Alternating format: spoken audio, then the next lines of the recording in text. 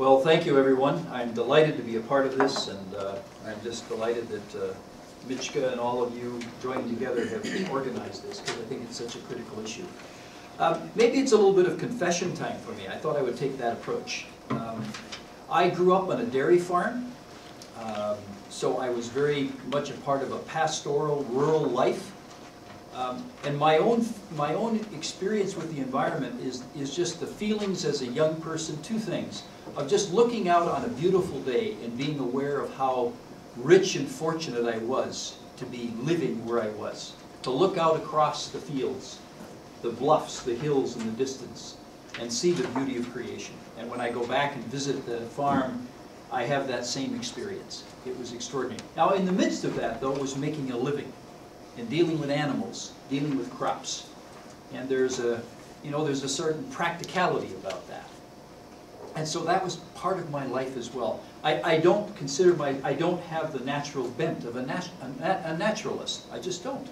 I'm not wired that way very well. And I think some of us who are that way, we need to own up to that and be prepared to say it. But I deeply care about creation. The second part that I can remember very specifically was standing up and looking at the stars, pitching corn silage out to the cattle at 8 o'clock at night, and being able to look up and just see the incredible beauty of creation. I still get little goosebumps when I think about that. And as I thought about where do I fit in this? How do I fit in this incredible creation of God? So, those are some of my earliest experiences.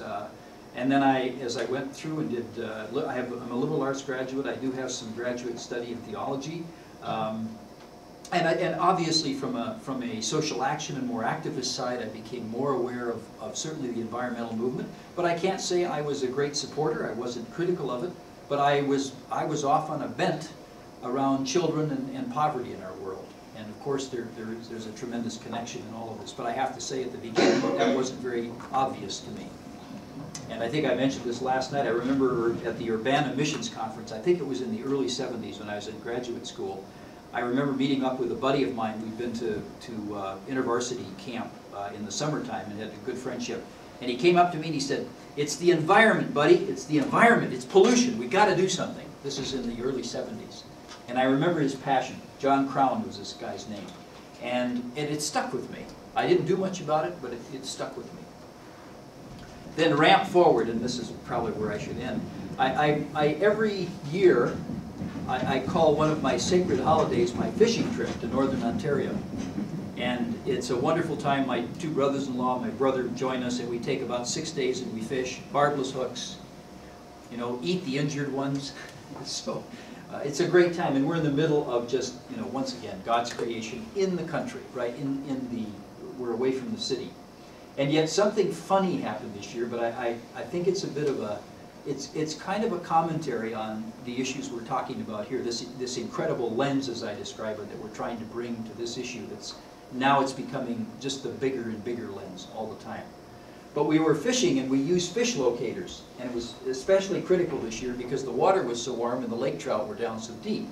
And so I was fishing with another buddy, and we had it's a little gizmo with a camera, and it looks at the bottom, it tells you the depth. And it tells you where fish are. It actually shows fish as they're coming through. So it cheats a bit, in terms of makes the fishing a bit easier. But I was fishing with this buddy, and we were going along in the boat, and suddenly I became aware it was saying, we were at 40 feet of water, and there were fish coming by, and we were in 6 feet of water, right? And there's obviously no fish. And so we're getting kind of puzzled at this, trying to figure it out. And so we're going around, and suddenly we talked to the fellow that owns it, and he's kind of shaking his head, never been any problem. And I start looking it over, and I think, now, is the camera hooked up? Maybe we're not getting anything. And to cut to the chase, what we discovered is my buddy, when he had somehow positioned it in such a way that he disconnected the camera. And so what we were getting was a simulation. And there were fish coming through all the time. The lake was always 45 feet, and life was perfect, right? And I thought, that's kind of an image of what we're dealing with now, so many of us, is that we're on a simulation. And what we have to do is get people to understand the simulation they've got in their head as to the way life is not the truth. And we're having to deal with the facts. Now, the good news in my fishing story is I finally figured that out. I connected it, and we got hooked up to reality again. But not to make too much of sort of a simple, goofy mistake. It still seems to me there's some elements of that in the discussion that I'm feeling today, and already from Mishka's comments, just being challenged again anew as to how we engage on this issue. Lastly, for me, obviously, you know, I'm a Christian, and so this very much comes out of my faith perspective, and I'm feeling increasingly challenged, both in the nature of the work that we do, focused on poor children, but also just being a member of the human family and our responsibilities as stewards of God's creation, and how critical this is. And I'll stop there and hopefully have a chance to talk about this some more a little bit later.